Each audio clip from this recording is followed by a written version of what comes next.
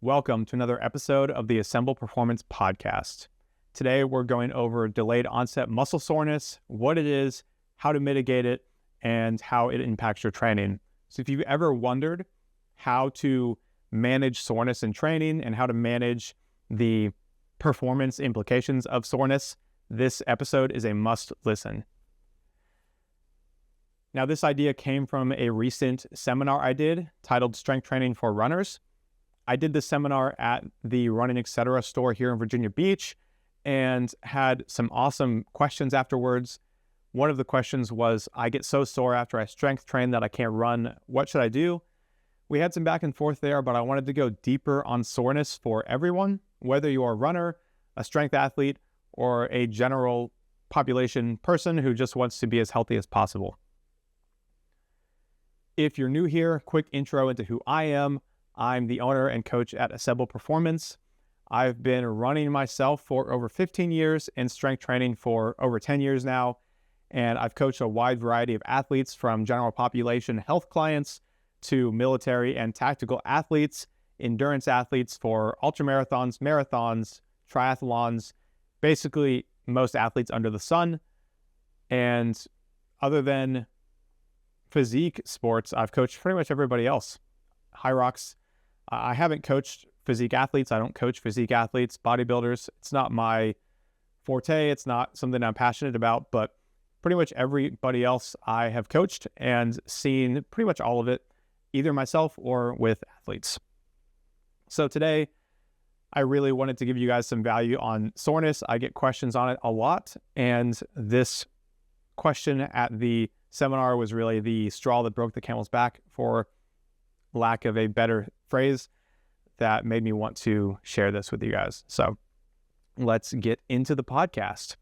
First, if you are a new listener, welcome again. If you are a returning listener, I appreciate you guys listening. And if you haven't yet subscribed, you can definitely just click the subscribe button. It'll notify you when new episodes come out, and it lets me know when I put out an episode, how many people are interested and how many people are going to be listening. It also lets the platforms know that you enjoy this podcast and that it is bringing value so they can push it out to more people. And we can reach more people with the goal of improving as many people's health and fitness and lives as possible from a holistic perspective, not just exercise, but also nutrition, mindset, and all of the other things that go into making you the healthiest, happiest, most fulfilled human possible. All right, into the podcast, DOMS. Delayed onset muscle soreness. This might be a term you're familiar with. You might not be familiar with it. What is delayed onset muscle soreness? In layman's terms, it's the pain that you feel, the stiffness that you feel in your legs or wherever you've trained, although it can be particularly bad in the lower body, in the days or so following a new exercise or any difficult exercise. So DOMS is different from the acute soreness you have right after a workout. DOMS normally sets in after a pain-free period, several hours to a day after normally. And it normally peaks 24 to 2 to 3 days after exercise. What is that, 72 hours? Anyways, DOMS typically peaks 2 to 3 days after activity, and then gradually it subsides and goes away. Practically, most people will tell you the second day is the worst. So if you have a hard workout on a Tuesday, generally Thursday is going to be the most sore you're going to be, and it'll taper off after that. Now, DOMS, it can range. Setting my watch there so I see how long we've been going. Anyways, DOMS can range from a light soreness to severe soreness that's going to limit your ability to do things like walk up the stairs. If you're familiar with a few days post leg day trying to go up the stairs, it can feel like the hardest thing you've ever done. Or if you've tried to go on a run when you're sore, it can also feel awful. So it's going to range for a lot of people, and depending on your training age and how novel or new the stimulus is or the exercise is that you did on the day that caused the soreness. Now, what are the symptoms of DOMS? We've got a few. I've pulled these from some official internet sources here. Some of these are pretty self-explanatory, and you probably already knew this, but I just wanted to get them out there for everybody. So muscle tenderness and stiffness during movement, stretching, or pressure. Some swelling can occur due to the inflammatory response. Reduced strength and range of motion. And then generally symptoms will resolve on their own with time. So how does DOMS impact us? It can impact the training sessions 1 to 3 days after your hard session if you don't manage it properly. And it can impair activities of daily living in severe cases, or I add at least make them unenjoyable. Things like walking up the stairs, playing with your kids or your dog, things like that. It can make those either very unenjoyable to borderline impossible, depending on how hard you've gone. Now, I get a lot of questions about what causes DOMS, what causes all this muscle soreness, and a lot of people ask about these. So I already had an answer, but made sure to do some research as well, just to make sure I was up to speed on everything. And this is what is out there on it. So there's a lot of theories on what causes DOMS, but nobody really understands the exact mechanism of action. It's not fully understood exactly why it happens, but there's a lot of theories that are supported by some research. And so I'm going to share with you the top few theories of what causes it. But the true cause of DOMS is likely multifactorial, meaning there's a lot of factors that go into it, and it's not just one thing that you can target or mitigate to keep you from getting horrible DOMS, or any DOMS really. So there's really 3 factors based on the current understandings of the research and what's found. The first one being micro trauma to the muscle fibers. So micro damage to the muscle fibers themselves. This is more pronounced with eccentric movements, or typically the downward portion of a movement, versus concentric movements. So on a bench, the eccentric would be lowering it to your chest, and the concentric would be the push up. On back squats, the eccentric would be lowering to your bottom of your squat, and then the concentric would be exploding up through the squat. So generally, the micro damage to the fibers is more pronounced in eccentric lifts, and we do see that eccentric only lifts. So for example, they do these in studies where you just slowly lower the bar to, say, the safeties on a back squat, and then the researchers, they pick it back up, and then you slowly lower again, or they help you on the way up, so you slowly go down and then you get assistance on the way up, versus concentric only, so where you only do the upward portion. The eccentric only lifts tends to result in more soreness, more DOMS afterwards. So that is some of the research. Another hypothesis or factor would be inflammation and your body's immune response. So part of the process of healing is inflammation. It's completely normal. This isn't the fit T girly, online systemic inflammation people talk about. This is local inflammation to the muscles. There is damage, and the body's immune response is initiated after training to repair the damage. That's an important part of the process of making progress, which is why this is not a topic for this podcast. This is for another podcast, but cold exposure after exercise can slow your rate of progression because it impairs the immune response. And that immune response is a really important part of the repair that's then going to cause you to make progress. So your immune response is initiated, and the soreness is also thought to be a byproduct of that repair process. So when your body's repairing the muscle, there are byproducts from that, and the soreness is also thought to be a part of that. And then there are some newer theories on nerves and pain sensitivity. Pain science is a whole rabbit hole of a discussion, and I've had some good discussions in the past on this podcast on pain science with some psychologists around pain. That would have been the 2023 or 2024 year. I can't remember exactly what year, but if you scroll back, they are in there. Some of the newer theories suggest that DOMS is due to micro damage on the nerve endings, which could cause more pain. And then there's always the psychological component, which is more of the pain science route. But some of the more mechanical reasons would potentially be damage to the nerve endings themselves alongside that micro trauma or micro damage to the muscles. So that's the leading theories. Again, people don't really understand exactly what causes it, but you don't really care about that too much. It's nice to know where it comes from, but how do we mitigate it? This is what most people want to know. How do we mitigate DOMS? So if you listened to my last podcast last week on strength training for runners, you probably remember me sharing something called the repeated bout effect.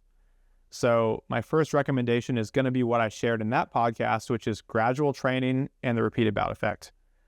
So gradually introducing new exercises so the body can adapt. Don't just throw a ton of volume of new exercises in all at once, because novel exercises or new exercises tend to be what cause the most soreness, and that's due to what's called the repeated bout effect. So the repeated bout effect is well documented in the research, and basically it means that the more you repeat a similar bout of exercise, the less damage and soreness that occurs. So if you stick with, say, back squats, you're super sore the first time, you do them for 4 weeks though, 4 sessions, 5 sessions, the soreness at the end of 1 month of back squatting is much less than the first time you back squatted. And that's due to what's known as the repeated bout effect. So start gradually, and also understand that how sore you are at first is not going to be how sore you are forever. Now, next, progressive loading is going to be key. So I always recommend spending the first 1 to 3 weeks gradually easing in with way less volume and intensity than you think you need. And again, introducing those new exercises gradually. This is going to allow your body to adapt and take advantage of that repeated bout effect without having so much soreness at the beginning. So maybe you introduce a new activity, a new exercise, you only do 1 set of that exercise. That might be all you want to do the first week. Then the next week, maybe you do 2, and then the week after, maybe you do 2 again, but you add some weight. And then maybe the 4th week, you do 3 sets, and then you're off to the races progressing. That's going to minimize the soreness you feel from week to week and maximize your ability to recover and make progress without horrible DOMS. The next one is a little bit counterintuitive to some people, but it's movement. Getting movement in when you're sore is going to be the most important thing. There's a phrase that people use a lot. I use it a lot. It's that locomotion is lubrication. So our bodies, our blood both brings nutrients to the tissues and removes waste from the tissues. And then our joints have synovial fluid in them. Loading the joints, moving, it helps that fluid move to the joints. That fluid brings nutrients and removes wastes as well. And so by getting some movement in, you're going to increase blood flow, which is going to increase the amount of oxygen and nutrients it brings to the tissues and improve the amount of waste it's able to remove. And it's also going to improve the amount of nutrients you get to your joints. So this shouldn't be hard because you don't want to cause more damage and cause more DOMS, but it needs to be sufficient. So something like, we'll use a really easy example. Say you did a hard leg day, your legs are so sore you can barely walk. You probably just want to lay on the couch all day. I know I do, right? But the best thing for you might be going out and doing a walk. Do a 20, 30-minute walk, get the blood flowing. You'll probably feel better after that walk. You'll feel looser. You'll still have soreness, but you'll feel better and looser. And it's going to just improve the ability of your body to recover faster and clear the DOMS faster. One thing I use a lot with my runners is something called recovery squats. It's a protocol where we do some squats a few days after their big marathon specifically is where I use it a lot. It works a lot. I'm not going to go into the specifics because that's part of my coaching, but it works really well. I got this idea from one of my other coaches in the past who used this with me, and it's pretty solid. It works pretty well, but locomotion is lubrication. Get some movement in, and that will be what you want to do. And then nutrition to reduce DOMS. So people ask about what supplements can I take? What can I do nutritionally to reduce my soreness and improve my recovery? Generally, good nutrition guidelines are going to be what you want to look at. So plenty of protein, fiber, fruits and veggies, carbs, and adequate hydration. You want to make sure your body is as healthy as possible to recover from the training. Protein is obviously important for tissue repair. fiber, fruits and veggies are going to be important for general health and for micronutrients that your body needs to optimize its processes.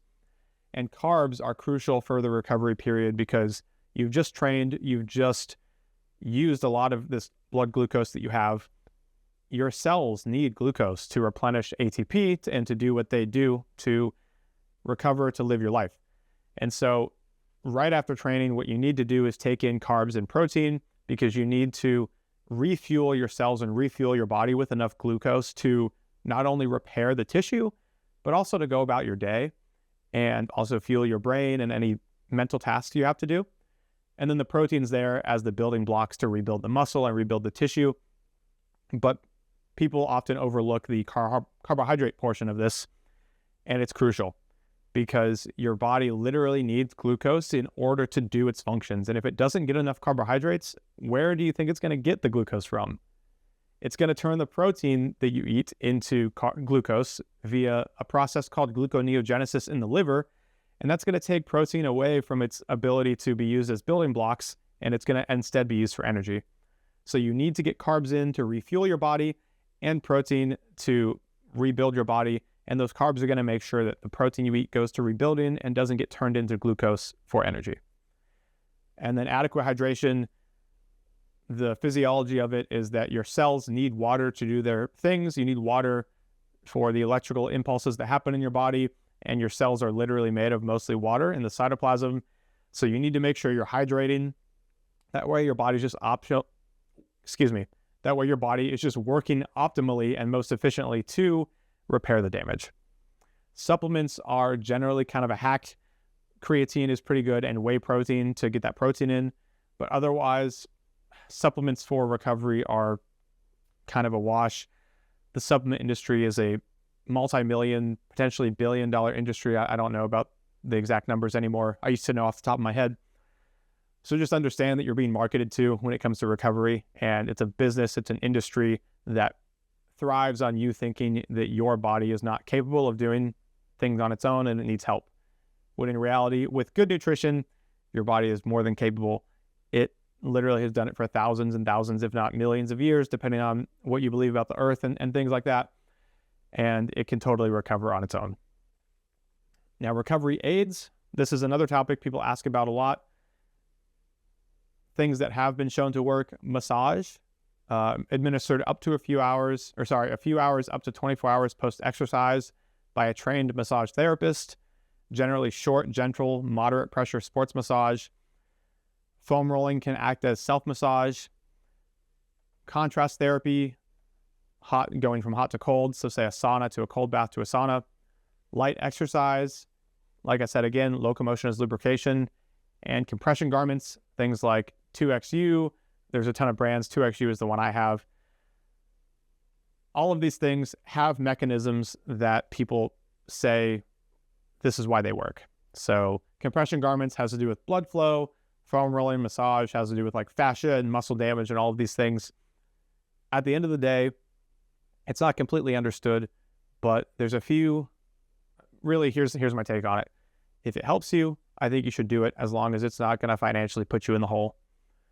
Some of this stuff probably only works or mostly works because it helps you relax and it helps you feel good. And there's also the placebo effect, whereas if somebody gives you a sugar pill and tells you it's a certain pill, you will actually have physical responses to that pill just because you think you're taking the real thing, even though it's a sugar pill.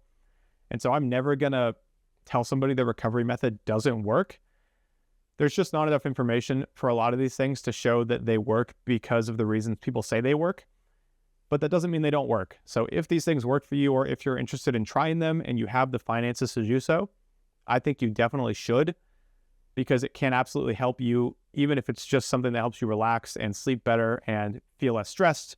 Even if it's just a placebo effect, it's still an effect. It literally helps you.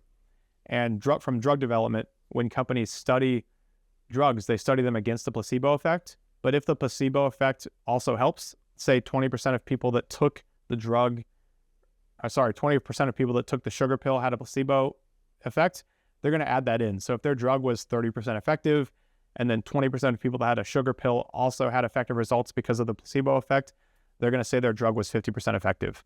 So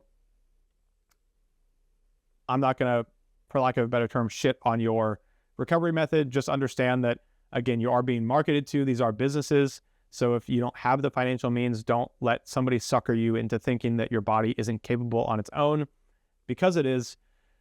But again, if these work for you, I'm not going to tell you not to do it if you can do it and are comfortable financially. So kind of a shorter podcast today. In summary, delayed onset muscle soreness is expected. It's not bad. The inflammation process, the recovery process is important for making progress. You don't want to blunt it as long as you can help it with things like medicine. You want to let the body do its thing, but there are things you can put in place to help. Gradually increasing exercise, gradually adding in new exercises, understanding the repeated bout effect, and making sure you're eating enough, sleeping enough, and things like that are going to be what helps DOMs the most. There's nothing wrong with you. Everybody experiences it. It's just because you did a novel exercise with a higher volume than you probably should have, and now you're dealing with some soreness, and it's completely okay. If you enjoyed this episode, again, I would appreciate if you subscribed, rated, and reviewed. It helps me know what you like. It helps me know you're listening and that we're helping you guys, and overall just making the fitness industry and the world a better place. If you have any questions after this episode, my email is in the description, so drop down below, send me an email. I read them all personally. I will either respond to you or wrap it up in a podcast episode, because if you have a question, somebody else probably does as well. With that said, that's the end of the podcast. I will see you guys in the next episode of the Assemble Performance Podcast.